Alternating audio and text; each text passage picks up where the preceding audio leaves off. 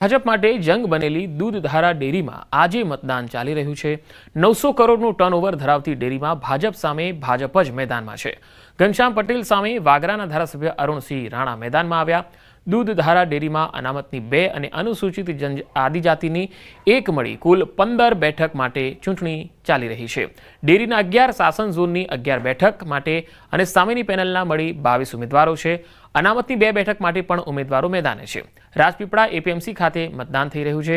14 બેઠકો માટે 296 મતદારોનું મતદાન થયું। બંને પક્ષના ઉમેદવારોએ જીતનો દાવો કર્યો છે।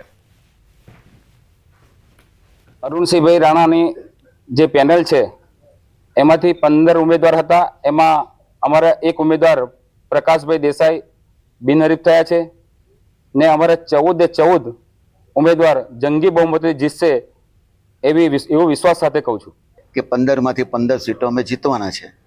એક સીટ અમારે મેન્ડેટ વાળી સીટ હતી તે બિનહરીફ થઈ છે। હવે 14 નું ઇલેક્શન છે, 14 માંથી 14 અમે જીતવાના છે। બધા મોટા નેતાઓ છે, ખરીદી કરવાનો પ્રયત્ન થયો છે, પણ હું માનું છું કે મારા મતદારો દૂધ ઉત્પાદકો એ કોઈ ખરીદીમાં પડવાના નથી।